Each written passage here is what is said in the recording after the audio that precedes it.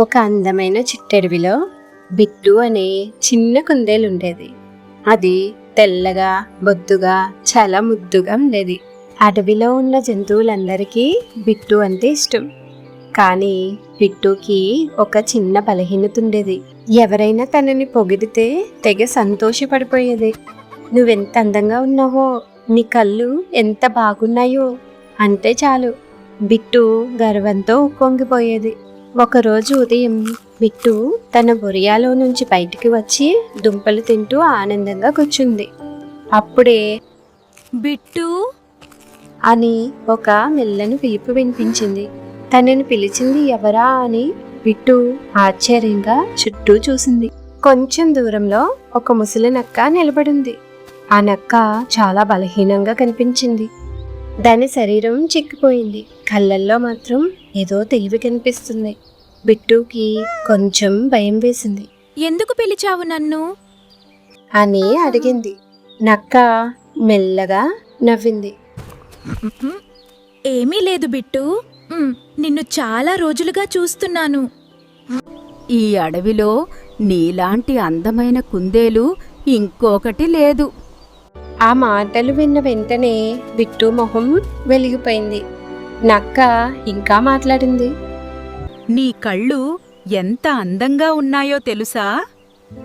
నీలా ముద్దుగా ఉండే జంతువు నేను ఎప్పుడూ చూడలేదుట.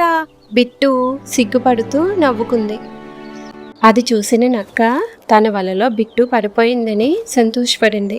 కొద్దిసేపటి తర్వాత నక్క బాధగా నటిస్తూ, నేనిప్పుడు ముసలివాడిని అయిపోయాను బిట్టు. నాతో ఎవరూ స్నేహం చెయ్యరు. నన్ను అందరూ దూరంగా పెడుతున్నారు. అమాయకమైన బిట్టుకి జాలి వేసింది. అయ్యో పాపం అని అనుకుంది.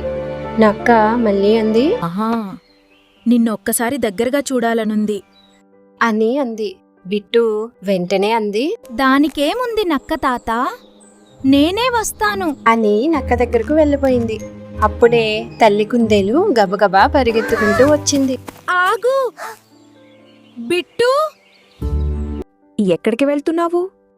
అని కోపంగా అడిగింది. బిట్టు అమాయకంగా అంది, నక్క తాత నాతో స్నేహం చేయాలనుకుంటున్నారు అమ్మా.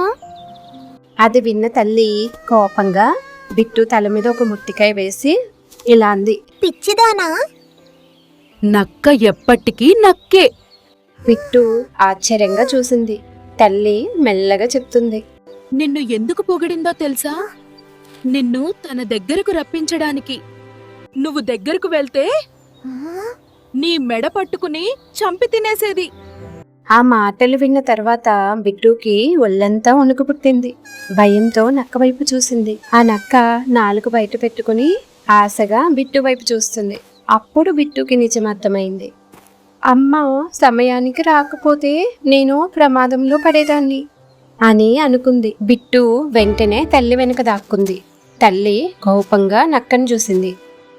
నక్క తను వేసిన పథకం విఫలమయ్యేసరికి కోపంగా అక్కడి నుంచి వెళ్ళిపోయింది.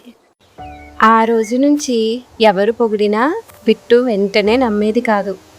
ఎందుకంటే మాయమాటలు చెప్పేవాళ్ళు ఎప్పుడూ మంచి వాళ్ళే ఉండరు. ఇలాంటి అందమైన కథల కోసం మన ఛానల్ని సబ్స్క్రైబ్ చేయండి.